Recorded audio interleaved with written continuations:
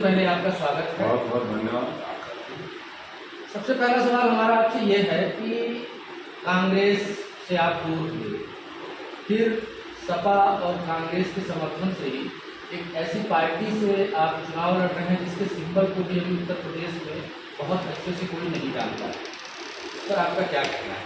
ये बात सही है और ये इसके लिए मैं जो हम लोगों का नया चुनाव निशान को घर घर तक जन जन तक पहुँचाने का काम इंडिया गठबंधन के सारे घटक दल के कार्यकर्ताओं ने किया है, वो वास्तव में सराहनीय है। जब हम लोग ने चुनाव मुहिम शुरू किया था तो हमारे समाजवादी पार्टी के साथी और कांग्रेस के साथी बोले थे कि साइकिल पे लड़ने थे या पंजे पे लड़ने थे बिल्कुल जीत हो जाती है। धीरे धीरे पहुँचाते पहुँचाते उन सब कार्यकर्ताओं ने जिस तरह से दिन रात एक कर दिया है, आज बहुत कम जगह आपको सुनने को मिलेगा कोई भी उस तरह का विचार इस चुनाव निशान हो गया। अब लोगों के मन में यह है कि जिसको नहीं भी पता है वो लाइक खोज के देने। तो एक होता है, हम लोग को लगता है कि जो इंडिया गठबंधन के प्रति लोगों के मन में आम जनता के मन में जो उत्साह है वो भी एक बहुत बड़ा फैक्टर है इस चुनाव निशान को पहुँचाने में। नौजवान साथी ने दिन रात एक किया हुआ है पिछले 15-20 दिन से अपने घर परिवार और गांव में ये चुनाव निशान का चला रही है। बड़ी चुनौती थी जब हम लोगों ने शुरू किया, हम लोग को नहीं लग रहा था, हम लोग को यकीन नहीं हो रहा था कि हम उस चुनौती को कैसे पार करेंगे, मगर मैं धन्यवाद देना चाहता हूँ अभी सारे कार्यकर्ताओं को और भदोही की जनता को जिन्होंने उस चुनौती को पार कर दिया। भदोही की जनता ललतेश पति त्रिपाठी को ही क्यों चुने, इसके लिए ललतेश क्या एक ठोस वजह तो सबसे सटीक मानते हैं वो बताएं।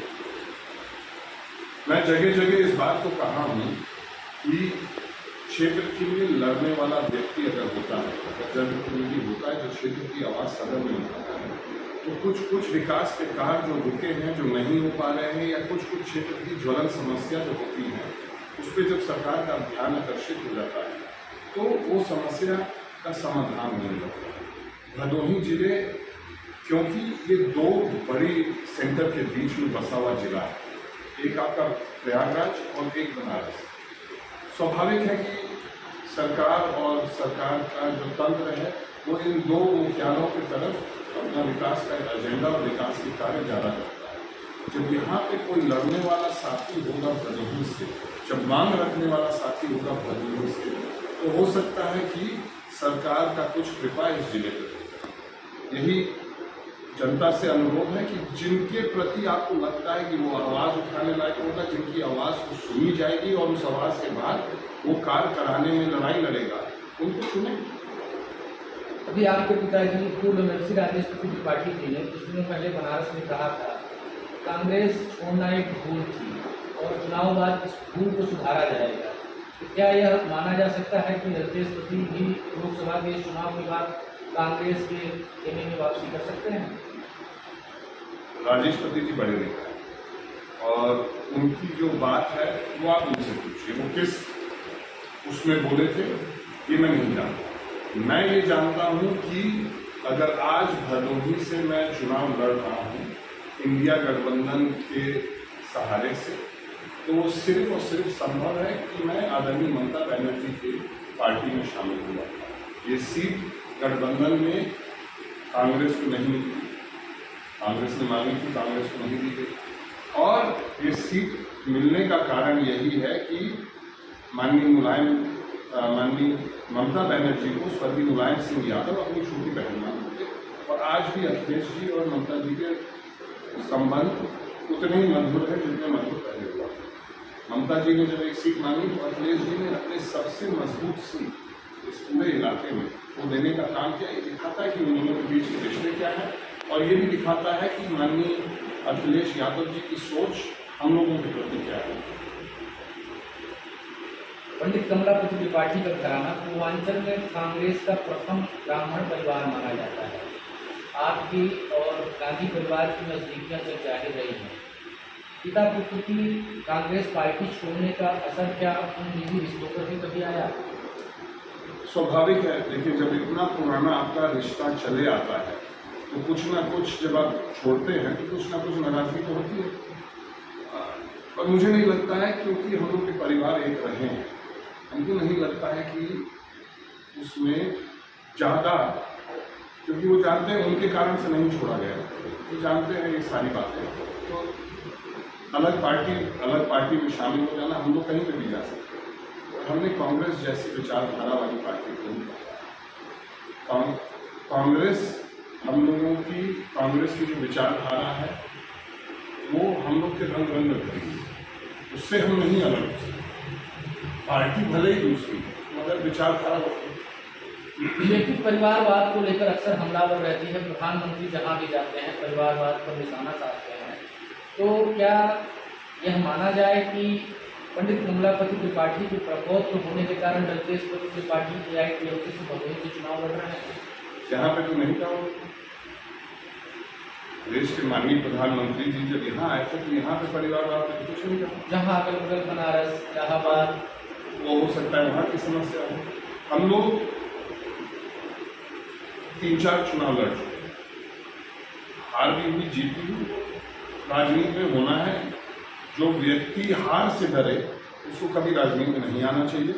मैं हार के मुझे लगता है कि आपको ज़्यादा सीख मिलती है, जीतने से ज़्यादा सीख आपको हार से मिलती है। नहीं अलग हो सकती, पार्टी भले ही दूसरी मगर विचारधारा बीजेपी परिवारवाद को लेकर अक्सर हमलावर रहती है। प्रधानमंत्री जहां भी जाते हैं परिवारवाद पर निशाना साधते हैं।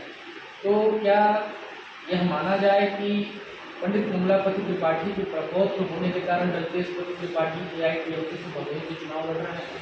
यहाँ पे तो नहीं कहा। देश के माननीय प्रधानमंत्री जी जब यहाँ आए थे तो यहाँ पे परिवारवाद पे कुछ नहीं कहा। जहाँ अगल बगल बनारस, इलाहाबाद, वो हो सकता है वहाँ की समस्या हो। हम लोग 3-4 चुनाव लड़ चुके, हार भी हुई, जीत भी हुई।